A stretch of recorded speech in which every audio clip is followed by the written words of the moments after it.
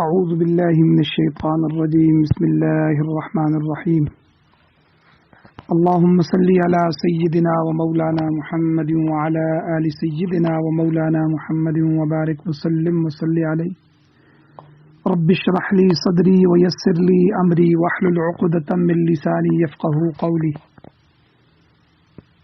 اولم یتفکروا کیا ان لوگوں نے غور نہیں کیا، غور و فکر نہیں کیا فی انفسہم اپنے نفسوں میں، ما خلق اللہ السماوات والارض نہیں پیدا کیا اللہ تعالی نے آسمانوں میں، والارض آسمانوں کو، والارض اور زمین کو، وما بینہما اور جو کچھ ان دونوں کے درمیان ہے، آسمانوں اور زمین کے درمیان، الا بالحق مگر حق کے ساتھ، وَأَجَلٍ مُّسَمَّى اور ایک مقررہ مدت کے لیے، وَإِنَّ كَثِيرًا مِّنَ النَّاسِ اور بے شک لوگوں میں سے بہت سے لوگ ایسے ہیں، بِلِقَاءِ رَبِّهِمْ جو اپنے رب کی ملاقات سے لَکَافِرُونَ انکار کرنے والے ہیں۔ اولم یسیروا فی الارض کیا یہ لوگ نہیں چلتے پھرتے زمین میں، فینظروا پس وہ دیکھیں کہ کیف کان عاقبۃ الذین کہ کیسا ہوا انجام ان لوگوں کا، من قبلہم جو ان سے پہلے گزرے، کانوا اشد منہم قوہ وہ لوگ ان سے زیادہ تھے، بہت زیادہ سخت تھے قوت میں، ان سے زیادہ طاقت والے تھے، وَأَثَارُوا الْأَرْضَ اور انہوں نے بہت زیادہ زمین کو جوتا، یعنی ہل چلائے، فصلیں اگائیں، وَعَمَرُوهَا اور بہت زیادہ انہوں نے زمین کو آباد کیا، اکثر مما عمروها ان سے بھی بہت زیادہ جو انہوں نے آباد کیا، وَجَاءَتْهُمْ رُسُلُهُمْ اور آئے ان کے پاس ان کے رسول، بالبینات کھلی نشانیاں لے کر، واضح نشانیاں لے کر، فما کان اللہ لیظلمہم اللہ تعالی نہیں ہے اللہ تعالیٰ کہ ان پر ظلم کرے، ولیکن کانوا انفسہم یظلمون بلکہ وہ لوگ خود اپنی جانوں پر ظلم کرتے تھے۔ ثم کان عاقبۃ الذین پھر جن لوگوں نے، پھر ہوا انجام ان لوگوں کا، اساءوا جنہوں نے برائی کی، جنہوں نے برائیاں کی ان کا انجام ہوا سوء برا، ان کذبوا اس وجہ سے کہ انہوں نے جھٹلایا، بآیات اللہ اللہ تعالیٰ کی آیتوں کو، وکانوا بہا یستہزئون اور وہ ان کے ساتھ ٹھٹھا مذاق کرتے تھے۔ سورۃ الروم جو کہ قرآن مجید کی 30ویں سورت ہے، اس کی آیت نمبر 8 سے لے کر 10 تک آپ کے سامنے تلاوت ہوئی، اس کا ترجمہ آپ نے سماعت فرمایا۔ سب سے پہلے ربط آیات ہے کہ ان آیات کا گزشتہ آیات کے ساتھ کیا تعلق ہے، کیا ربط ہے۔ سورت کی ابتدائی آیات میں اللہ تعالیٰ نے پیشن گوئی فرمائی تھی کہ جو رومی مغلوب ہو گئے ہیں اور ان پر ایرانیوں نے قبضہ کر لیا ہے، غلبہ پا لیا ہے، تو یہی مغلوب رومی عیسائی جو ہیں چند سالوں میں دوبارہ غالب آ جائیں گے۔ چنانچہ یہ پیشن گوئی 9 سال کے اندر اندر پوری ہو گئی۔ ادھر عیسائیوں نے اپنے مقدس مقامات مجوسیوں سے واگزار کرا لیے، ان سے چھڑا لیے، اور ادھر اللہ تعالیٰ نے بدر کے میدان میں مسلمانوں کو کافروں پر واضح فتح عطا فرمائی، اور بدر میں ان مشرکین مکہ کے 70 سردار مارے گئے اور 70 ہی مسلمانوں کے قبضے میں آ کر قیدی بن گئے۔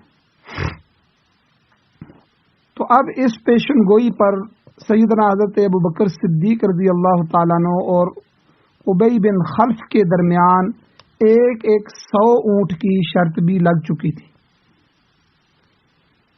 اب عیسائیوں کے دوبارہ غلبے پر حضرت سیدنا صدیق اکبر رضی اللہ تعالیٰ عنہ شرط تو جیت چکے تھے، مگر ابی بن خلف میدان بدر میں مارا گیا۔ روایات میں آتا ہے کہ حضرت سیدنا صدیق اکبر رضی اللہ تعالیٰ عنہ نے 100 اونٹ ابی بن خلف کے رشتہ داروں سے وصول کیے تھے۔ اب یہاں قمار بازی، جوا بازی کا مسئلہ آتا ہے کہ جب اس بات کا تذکرہ حضور علیہ الصلوۃ والسلام کے سامنے ہوا کہ حضرت صدیق رضی اللہ تعالیٰ عنہ نے شرط کے 100 اونٹ وصول کر لیے ہیں، تو آپ صلی اللہ علیہ وسلم نے فرمایا کہ یہ اونٹ تمہارے لیے جائز نہیں ہے، کیونکہ یہ قمار ہے، یہ جوا بازی ہے، قمار بازی سے حاصل ہوا ہے، لہذا ان کو صدقہ کر دو۔ یہ بات بھی یاد رکھیں کہ واضح رہے کہ قمار بازی کی جو ممانعت ہے، اس کا حکم 2 ہجری میں سورہ بقرہ میں جنگ بدر کے بعد نازل ہوا تھا۔ اس سے فقہائے کرام یہ مسئلہ نکالتے ہیں کہ اگر کسی کے پاس شرط یا جوئے کا مال موجود ہو تو اس کے لیے اب بھی یہی حکم ہے کہ وہ مال اس کے مالک تک پہنچانے کی کوشش کرے، اور اگر مالک فوت ہو چکا ہے تو اس کے وارثوں کو پہنچایا جائے، اور اگر ایسی بھی کوئی صورت ممکن نہ ہو تو پھر یہ مال صدقہ کر دیا جائے، اس صدقے سے ثواب حاصل کرنا مقصود نہ ہو، بلکہ ایسے ناجائز مال کے بوجھ سے بچنا مطلوب ہو، اس کو بغیر ثواب کی نیت کے صدقہ کر دے۔ اگر ثواب کی نیت سے صدقہ کرے گا تو خطرہ ہے کہ اس پر کفر لازم آئے گا، ایمان کے جانے کا خطرہ ہے۔ تو اس صدقے کی مثال ایسی ہے جیسے کسی شخص کے جسم یا کپڑے پر نجاست لگ جائے تو وہ فوراً دھو لیتا ہے، اور اس دھونے میں ثواب کی نیت نہیں ہوتی بلکہ نجاست سے چھٹکارا حاصل کرنا مقصود ہوتا ہے۔ اسی طرح کسی کے پاس ناجائز مال ہے، رشوت لی ہے، سود کا مال جمع کیا ہے، تو ان سب صورتوں میں رشوت وغیرہ کو ان کے مالکوں تک پہنچانے کی کوشش کریں۔ مالک فوت ہو گیا تو وارثوں تک پہنچائے، اگر یہ بھی ممکن نہیں ہے تو بغیر ثواب کی نیت کے صدقہ کریں۔ تو کسی طرح گلو خلاصی ہو جائے، کسی طرح یہ گلے سے بوجھ اتر جائے، کسی طرح اس نجاست سے چھٹکارا ہو جائے، یہ مقصد ہوتا ہے حرام اور ناجائز مال کا صدقہ کرنے کا۔ اب بعض حضرات نے اس سے ایک دوسرا مسئلہ بھی نکالا ہے کہ امام ابو حنیفہ رحمۃ اللہ علیہ فرماتے ہیں کہ دار الحرب میں، دار الاسلام نہ ہو، دار الحرب ہو، اس میں کسی حربی کافر کے ساتھ اس قسم کے ناجائز معاملات بھی کیے جا سکتے ہیں، جس طرح جنگ کے دوران حربی کافر سے مال غنیمت حاصل کرنا جائز ہے، اسی طرح اس سے سود بھی دیا جا سکتا ہے یا اس کے کسی دیگر مال پر بھی قبضہ کیا جا سکتا ہے، برخلاف اس کے ذمی کافر کا جو مال ہوتا ہے، جان ہوتی ہے، عزت و آبرو ہوتی ہے، وہ اسی طرح محفوظ ہوتی ہے جس طرح کسی مسلمان کی ہوتی ہے۔ اور حربی اس کو کہتے ہیں، ذمی کس کو کہتے ہیں؟ ذمی اس کو کہتے ہیں جو مسلمانوں کے ملک میں رہتے ہیں، ان کے آئین کو مانتے ہیں، ان کے ملک کو تسلیم کرتے ہیں، اپنے آپ کو اس کا شہری کہتے ہیں، اور جو ٹیکس وغیرہ ہوتا ہے وہ خود بھرتے ہیں۔ تو یہ کافر جو ہیں، جس طرح ہمارے پاکستان کے اندر کافر رہ رہے ہیں، عیسائی ہیں، ہندو ہیں، سندھ کے اندر بہت بڑی تعداد ہندوؤں کی ہے، تو یہ سارے جو کافر ہیں یہ ذمی ہیں، ان کا ذمہ ہمارے اوپر ہے کہ یہ ہمارے ملک کو مانتے ہیں، ہمارے شہری ہیں، سب کچھ ہے، تو اس لیے ان کی جان، مال، عزت، آبرو اسی طرح محفوظ ہوگی جس طرح کسی مسلمان کی محفوظ ہوتی ہے۔ لیکن جو حربی کافر ہے، جن کی مسلمانوں کے ساتھ جنگ ہے، یا وہ کافروں کے ملک ہیں، عیسائیوں کے ملک ہیں، یہودیوں کے، ہندوؤں کے ملک ہیں، تو وہ حربی کافر ہیں. تو اسی طرح کسی معاہد کافر جس کے ساتھ بعض شرائط پر صلح کا معاہدہ ہو چکا ہو، اس کو معاہد کافر کہتے ہیں. اس کا مال بھی غصب نہیں کیا جا سکتا. البتہ دوسرے فقہائے کرام فرماتے ہیں کہ جب سیدنا صدیق اکبر رضی اللہ تعالیٰ عنہ نے ابی بن خلف کے ساتھ شرط لگائی تھی تو اس وقت جوا بازی کی، قمار بازی کی حرمت نہیں آئی تھی، لہذا وہ کسی حد تک جائز تھی. مگر جب اس کی صراحت کے ساتھ ممانعت آ چکی ہے، اب کسی حربی کافر کے ساتھ بھی ایسا معاملہ کرنا درست نہیں ہے. یہ دوسرے فقہا فرماتے ہیں. وہ کہتے ہیں یہ بھی قمار بازی ہے جو کہ قطعی حرام ہے. گزشتہ درس میں کفار اور مشرکین کی بے سمجھی کا ذکر بھی ہوا تھا کہ یہ لوگ دنیا کے ظاہری آلات سے تو خوب واقف ہیں. یعلمون ظاہرا من الحیات الدنیا وہم عن الآخرۃ غافلون، مگر آخرت کے معاملے میں بالکل غافل ہیں، جس کی وجہ سے وہ قیامت کا انکار ہی کر دیتے ہیں. اور وہ لوگ تانا دیتے ہوئے تان کے طور پر پوچھتے تھے متی ھذا الوعد ان کنتم صادقین. سورہ ملک میں بھی ہے وَيَقُولُونَ متی ھذا الوعد ان کنتم صادقین، کہ اگر تم وقوع قیامت کے وعدے میں سچے ہو، کہتے ہو قیامت آئے گی، تو بتاؤ یہ وعدہ کب پورا ہوگا، یعنی قیامت کب برپا ہونے والی ہے. تو کہتے تھے اے مسلمانوں کہ تمہارا یہ باس بعد الموت کا جو فلسفہ ہے کہ موت کے بعد دوبارہ اٹھنا ہے، یہ ہماری سمجھ میں نہیں آتا. سورہ واقعہ کی آیت نمبر 47 ہے. کہتے تھے اَإِذَا مِتْنَا وَكُنَّا تُرَابًا وَعِظَامًا أَإِنَّا لَمَبْعُوثُونَ، کہ جب ہم مر کر مٹی اور ہڈیاں ہو جائیں گے تو کیا ہم پھر اٹھائے جائیں گے. اور یہ بھی کہتے تھے سورۃ النازعات میں آتا ہے کہ اَإِذَا كُنَّا عِظَامًا نَخِرًا، کہ جب ہماری ہڈیاں نخرہ بربری ہو جائیں گی، یعنی ان میں مادہ حیات باقی نہیں ہے، تو کیا پھر بھی ہم دوبارہ اٹھائے جائیں گے. تو ایسے ہی لوگوں کے رد میں اللہ تعالیٰ نے فرمایا کہ یہ لوگ آخرت سے بے خبر ہیں، ورنہ وقوع قیامت اور محاسبہ اعمال کا وہ انکار نہ کرتے. ارشاد ہوتا ہے، اللہ فرماتے ہیں اولم یتفکروا فی انفسہم، کیا انہوں نے اپنے نفسوں میں غور و فکر نہیں کیا. یعنی انسان کے سب سے قریب ترین جو چیز ہے وہ اس کی جان ہے.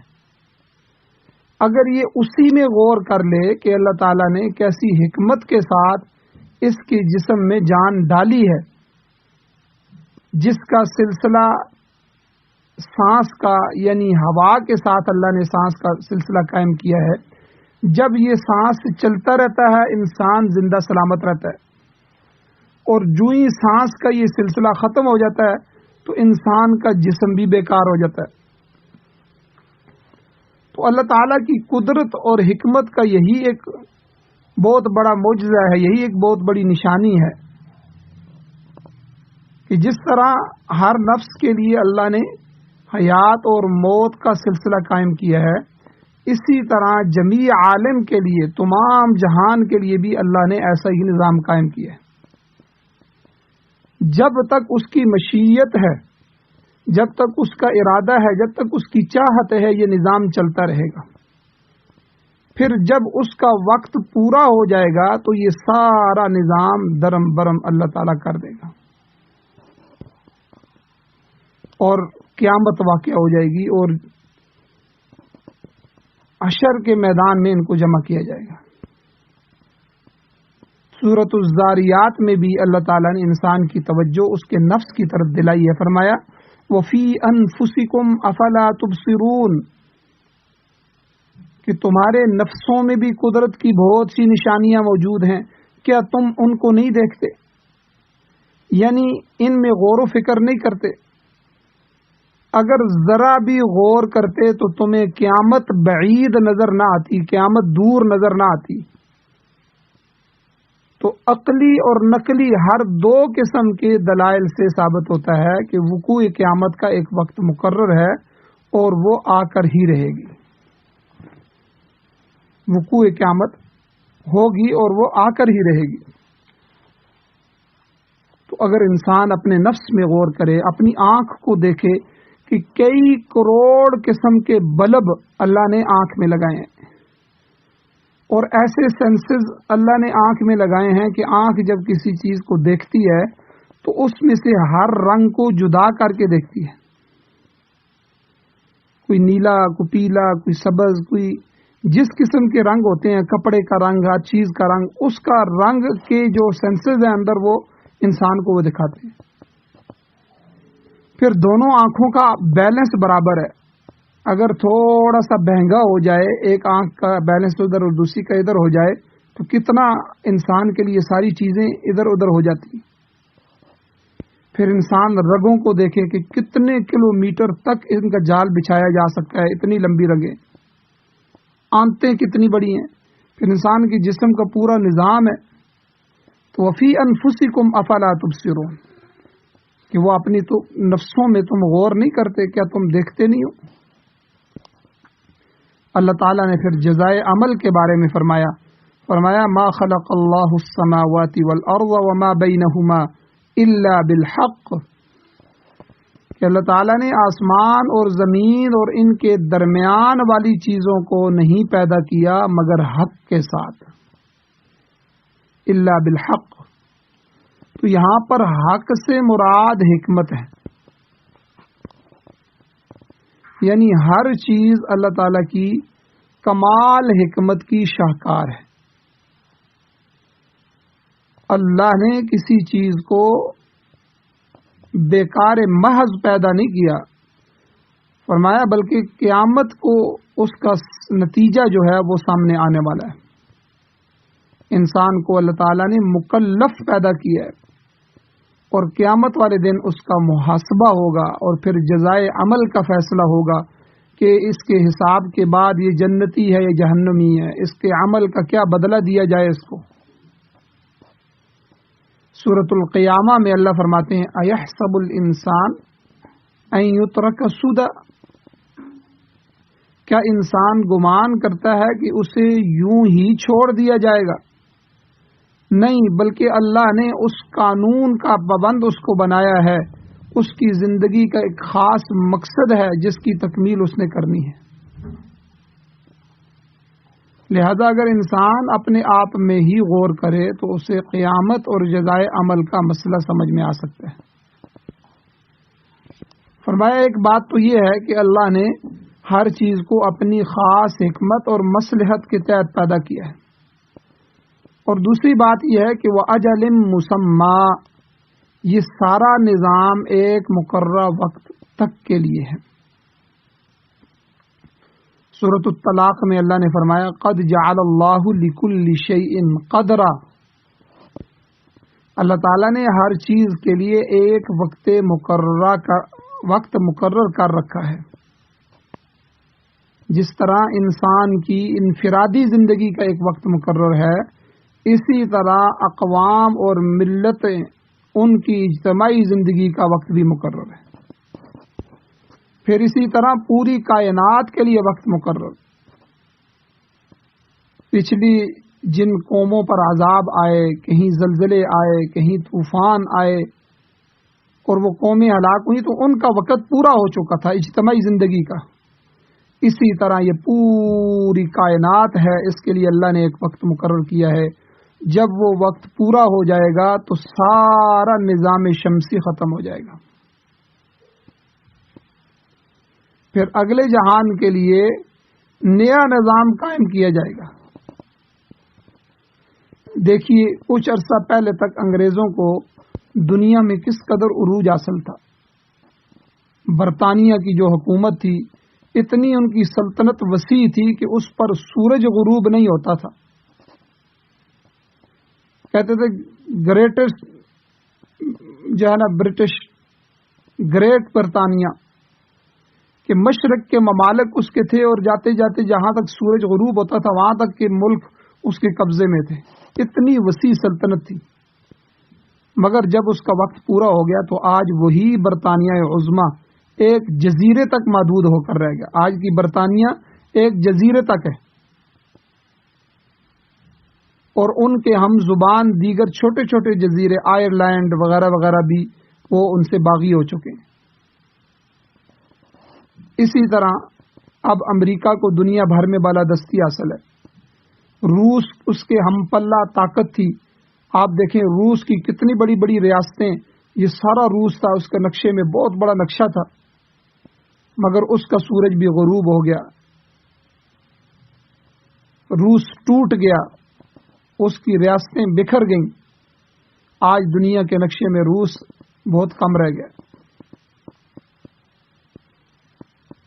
تو امریکہ کتنے عروج تک ہے لیکن اس کا عروج بھی جانے والا ہے. نئی اقوام ابھرنے والی ہے. تو کہنے کا مقصد یہ ہے کہ ہر فرد، ہر جماعت، ہر ملک، ہر قوم کے عروج و زوال کا ایک وقت مقرر ہے، اور یہ سارا نظام اللہ تعالیٰ کی حکمت اور مصلحت کے مطابق چل رہا ہے. تو فرمایا کہ ہر چیز کے لیے ایک مدت و اجل مسمى، ایک مدت مقرر ہے. وَإِنَّ كَثِيرًا مِّنَ النَّاسِ بِلِقَاءِ رَبِّهِمْ لَكَافِرُونَ، مگر بہت سے لوگ وہ ہیں جو اپنے پروردگار کی ملاقات کا انکار کرنے والے ہیں. وہ سمجھتے ہیں کہ کوئی محاسبہ نہیں ہے، کوئی حساب کتاب نہیں ہے، نہ کوئی جزا ہے نہ کوئی سزا ہے، کوئی ان چیزوں کا تصور ہی نہیں ہے. وہ لوگ اسی دنیا کی زندگی کو اول اور آخر سمجھتے ہیں، حالانکہ یہ بات عقل کے بھی خلاف ہے اور نقل کے بھی، دونوں کے خلاف ہے. اللہ تعالیٰ نے انسان کو عقل و شعور دے کر پیدا کیا ہے. اگر وہ اپنی پیدائش پر ہی غور کر لے تو بعث بعد الموت کا مسئلہ اس کی سمجھ میں آ سکتا ہے. اگر انسان اپنے آغاز یعنی پیدائش سے واقف ہے تو پھر وہ اپنے انجام کا کیوں انکار کرتا ہے کہ جب وہ کچھ بھی نہیں تھا، اس کچھ نہ ہونے سے اللہ کی ذات نے اسے پیدا کر دیا تو وہی اسے انجام تک بھی پہنچائے گا. لہذا انسان کو جزائے عمل سے انکار نہیں کرنا چاہیے. اور سورہ یاسین میں اللہ فرماتے ہیں کہ ہر انسان کو جان لینا چاہیے وَإِن كُلٌّ لَمَّا جَمِيعٌ لَدَيْنَا مُحْضَرُونَ، کہ تمام کے تمام لوگ اکٹھے اللہ کی بارگاہ میں حاضر کیے جائیں گے. سورہ آل عمران میں اللہ فرماتے ہیں یوم تجد کل نفس ما عملت، اس دن ہر شخص اپنے اعمال کو موجود پائے گا. پوری زندگی کا اعمال نامہ سامنے رکھ دیا جائے گا جس کا جواب دینا پڑے گا، اور پھر جزائے عمل کے متعلق فیصلے ہوں گے. اور پھر آگے اللہ تعالیٰ نے پہلی قوموں کے انجام کو بھی ذکر کیا. فرمایا اولم یسیروا فی الارض، کیا یہ لوگ زمین میں چلتے پھرتے نہیں ہیں، سفر نہیں کرتے؟ فینظروا کیف کان عاقبۃ الذین من قبلہم، تاکہ وہ دیکھتے کہ ان سے پہلے لوگوں کا کیا انجام ہوا.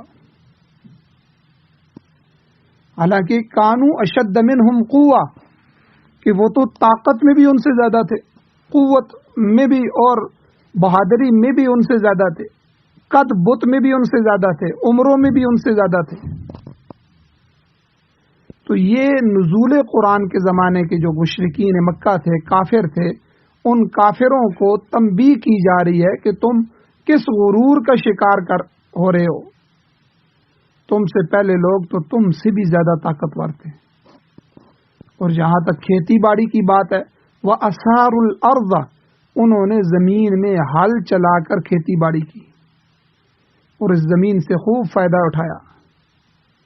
عراق اور مصر اور اس طرح کے یہ جو ممالک تھے، ان پر وسیع پیمانے پر کاشتکاری ہوتی تھی، لوگ خوشحال تھے، زمین کے اندر بھی معدنیات تھی جنہیں نکالا جاتا تھا.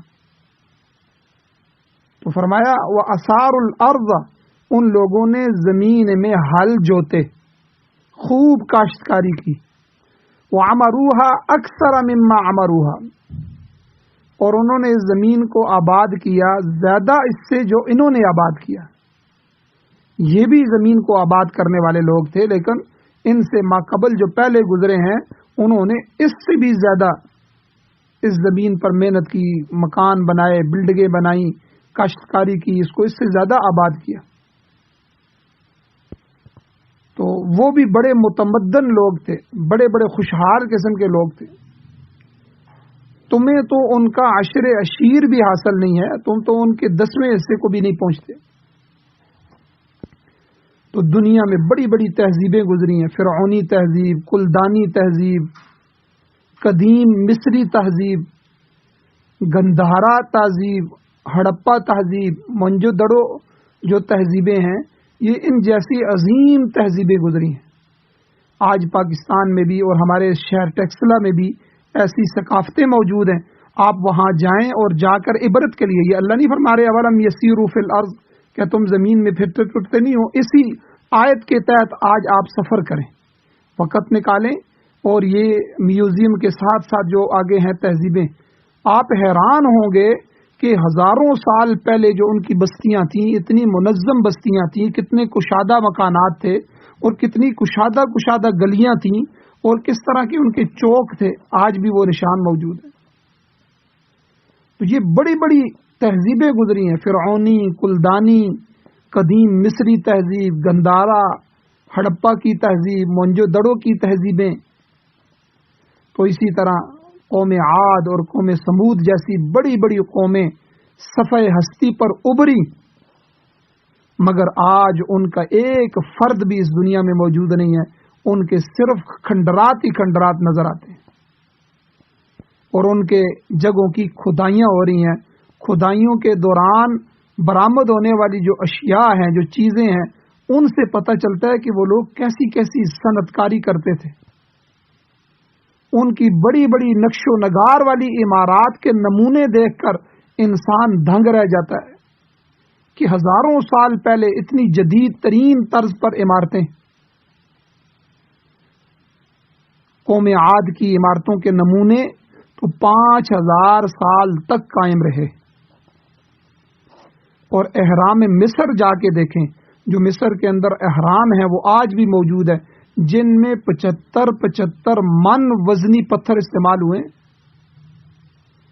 سمجھ میں نہیں آتی کہ اس زمانے میں اتنے وزنی پتھر، 75 من وزنی پتھر کیسے تراشے گئے، پھر کس طرح اس قدر بلندی تک ان کو پہنچایا گیا. کرین بھی نہیں ہوتی، کرین بھی اس پابندی کو نہیں جا سکتی، اس بلندی کو نہیں جا سکتی.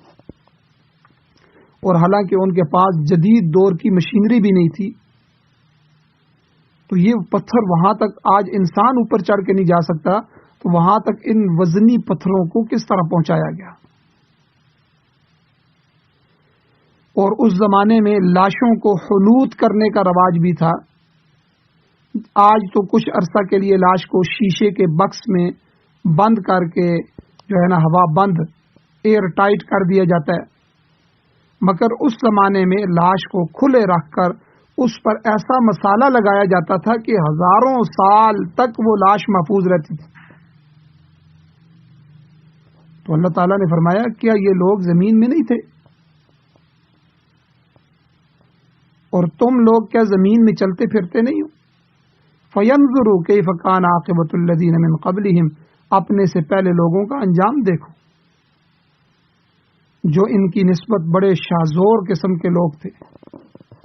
قرآن میں اللہ فرماتے ہیں سورۃ الشعراء میں وَتَنْحِتُونَ مِنَ الْجِبَالِ بُيُوتًا فَارِهِينَ، پہاڑوں کو تراش تراش کر رہنے کے لیے گھر بناتے تھے، جو کہ پر تکلف اور پر آسائش قسم کے گھر ہوتے تھے. ان کے بنائے ہوئے مینار اور بڑے بڑے گنبد آج بھی سیاحوں کو اپنی طرف متوجہ کر رہے ہیں. بر صغیر میں قریب زمانے کی بنی ہوئی بہت سی عمارتیں ہیں، جیسے تاج محل ہے، آگرہ، لال قلعہ دہلی میں ہے، شاہی مسجد اور قلعہ لاہور میں ہے، مقبرہ جو جہانگیر کا اور نور جہان کا، یہ ساری عمارات آج بھی یادگار کے طور پر موجود ہیں۔ فرمایا جب تم سے زیادہ طاقتور اور زیادہ کاریگر قومیں اس دنیا میں نہ رہیں تو تم کو بھی بقا حاصل نہیں ہے، لہذا اپنی پیدائش میں غور کر کے اپنے انجام کی فکر کرو، اس دنیا کے دھوکے میں نہ آؤ۔ بڑی بڑی مضبوط اور متمدن اور تہذیب یافتہ قومیں، بڑی بڑی طاقت اور قوت والی قومیں اپنے پرتکلف عمارات اور محلات کو چھوڑ کے اس دنیا سے چلے گئے، اور آج ان کے وہی محلات عبرت کا نشان بنے ہوئے ہیں۔ تو اس لیے اپنی پیدائش میں غور کرو اور اپنے انجام کی فکر کرو۔ تو زمین کی آباد کاری جو ہے، اس کے متعلق اس آیت میں ایک اصول بھی موجود ہے کہ حکومت کا فرض ہے کہ وہ زمین کو بے آباد نہ رہنے دے، بلکہ اس کی آباد کاری کے لیے وہ اقدام کرے، کوئی نہ کوئی معاملات کرے۔ اگر کوئی مالک اپنی زمین کو آباد نہیں کرتا تو اس سے زمین لے کر کسی کاشتکار کو دے دی جائے تاکہ اسے آباد کر کے اس سے فائدہ حاصل کیا جائے۔ بعض ائمہ اکرام فرماتے ہیں کہ زمین کی آباد کاری حکومت کی اجازت سے کرنی چاہیے تاکہ بعد کے آباد کار کا حق بھی فائق رہے۔ تاہم حکومت کی اجازت کے بغیر بھی زمین کو آباد کیا جا سکتا ہے۔ حضور علیہ الصلوۃ والسلام کا فرمان ہے کہ جس شخص نے بنجر زمین کو آباد کیا اسے اس کا حق حاصل ہو جائے گا۔ غیر آباد زمین پڑی ہوئی ہے، ایک بندہ آتا ہے اس کو آباد کرتا ہے تو حضور نے فرمایا اس کا حق اسے حاصل ہو جائے گا۔ اور آج کل زرعی زمینوں کو ختم کیا جا رہا ہے، پلاٹنگ کی جا رہی ہے اور سوسائٹیاں بنائی جا رہی ہیں، تو گویا کہ زراعت کو ختم کیا جا رہا ہے۔ بہرحال اللہ تعالیٰ نے آگے جزائے عمل کے بارے میں بھی فرمایا وَجَاءَتْهُمْ رُسُلُهُمْ بِالْبَيِّنَاتِ، یعنی ان کے رسول ان کے پاس واضح نشانیاں اور معجزات لے کر آئے،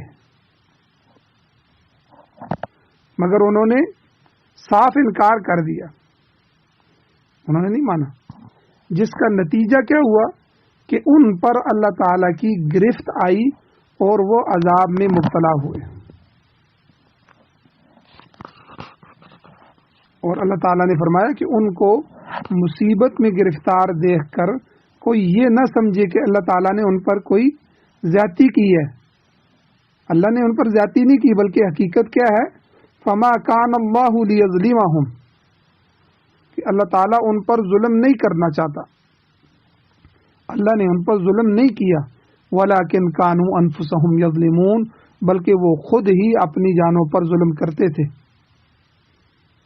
کفر اور شرک کرتے تھے، اللہ کی ذات کو نہیں پہچان رہے تھے، جس کی پاداش میں وہ عذاب الہی میں مبتلا ہوئے۔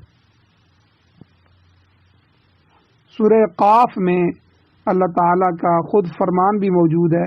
اللہ خود فرماتے ہیں، آیت نمبر 29 ہے، وَمَا أَنَا بِظَلَّامٍ لِّلْعَبِيدِ، میں تو اپنے بندوں پر زیادتی نہیں کرتا ہوں، میں تو اپنے بندوں پر ظلم کرنے والا نہیں ہوں، بلکہ اللہ تو رحیم ہے، اللہ تو عادل ہے۔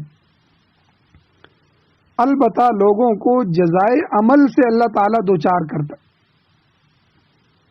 مسلم شریف کی روایت میں آتا ہے کہ قیامت والے دن اللہ تعالیٰ فرمائے گا، اے ابن آدم، یہ جو کچھ تو اپنے سامنے دیکھ رہا ہے، انما ہی اعمالکم، یہ تمہارے اپنے ہی کیے ہوئے اعمال ہیں جن کو ہم نے شمار کر رکھا ہے، ہم نے ان کو لکھ رکھا ہے، ہمارے فرشتوں نے ان کو لکھا ہے۔ اگر ان میں کوئی اچھی چیز پاؤ تو میرا شکریہ ادا کرو، اگر کوئی تلخ چیز پاؤ تو اس کے لیے اپنی ہی جانوں کو ملامت کرو۔ کیونکہ اللہ تعالیٰ تو کسی پر ظلم نہیں کرتا، بلکہ یہ خود انسان ہیں جو برائی کا ارتکاب کر کے اپنے لیے ہلاکت کا سامان پیدا کر رہے ہیں۔ پھر آگے اللہ نے فرمایا ثم كان عاقبۃ الذین اساءوا السوء، اللہ کہتے ہیں پھر برائی کا ارتکاب کرنے والوں کا انجام برا ہی ہوا۔ جن لوگوں نے دنیا میں کفر کیا، شرک کیا، منافقت کے اندر، نفاق کے اندر مبتلا ہوئے، لوگوں کی حق تلفی کی، ان پر مظالم ڈھائے، ظاہر ہے کہ آخرت میں ان کا انجام برا ہی ہوگا۔ انہوں نے دنیا میں بھی عبرتناک سزا پائی اور آگے تو ہمیشہ کی سزا ان کی منتظر کھڑی ہے۔ تو اللہ فرماتے ہیں بہرحال ان کا یہ انجام برا انجام ہوا، اور یہ اس لیے ہوا کہ ان کذبوا بآیات اللہ، کہ انہوں نے اللہ کی آیتوں کو جھٹلایا۔ آیات میں تمام قسم کے دلائل بھی آ جاتے ہیں، تمام قسم کے احکامات بھی آتے ہیں، تمام قسم کے معجزات بھی آتے ہیں، تمام قسم کی تعلیمات بھی آ جاتی ہیں۔ تو گویا کہ انہوں نے اللہ کے دلائل، اللہ کی طرف سے بھیجے گئے احکامات اور معجزات اور تعلیمات سب کا انکار کیا، ان کو جھٹلایا۔ اللہ کے نبی ان کو اللہ کا پیغام پہنچاتے رہے، انہیں معجزات دکھاتے رہے، انہیں تعلیمات کرتے رہے، اور انہیں اللہ کا حکم پہنچاتے رہے، مگر انہوں نے ایک بھی نہ مانی، اور غرور اور تکبر اور ضد اور عناد اور بغض میں مبتلا ہو کر نہ صرف انکار کرتے رہے بلکہ وَكَانُوا بِهَا يَسْتَهْزِئُونَ، ان کے ساتھ ٹھٹھا مذاق بھی کرتے رہے۔